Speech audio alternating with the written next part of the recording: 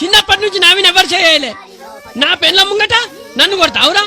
అరే నీకు దమ్ముంటే నా ముంగట నా పెళ్ళ మీద చేయరా, నీ సంగతి చెప్తే. అరే నన్ను కొట్టినావు, నా పెళ్ళాన్ని కొట్టినావు. నీకు దమ్ముంటే నా కొడుకుని కొట్టురా, నా కొడుకుని కొట్టు, నీ సంగతి తెలుసు. ఎవరికి భయపడా, నీ కొడుకో లెక్కనా నాకు?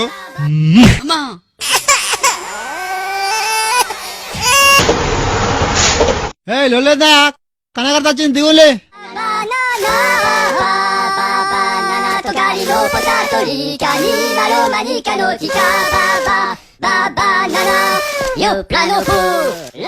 నేను పైసలు ఇచ్చేస్తా, మీరు నడువురి.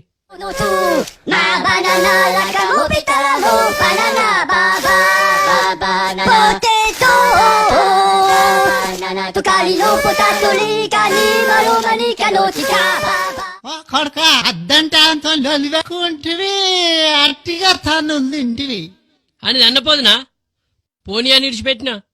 తన్నటోని అయితే దన్నినప్పుడే తిరిగి తన్నపోదువా? నీకు దమ్ముంటే నా పెళ్ళాన్ని కొట్టురా అని అట్టిగా అమాయకురాలను కొట్టిత్తివి. అది నీకు అమాయకురాలు లెక్క అనిపించిందా?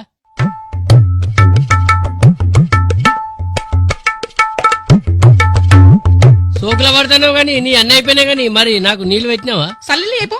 నీ కొడుకుని నువ్వేమో ఉడుకు నీళ్ళు చేస్తాను, నేను సల్లి నీళ్ళు అన్న. నీళ్ళు పెట్టమంటే ఉర్రకంటావా? అగో మళ్ళీ నన్ను కొడతావా నువ్వు?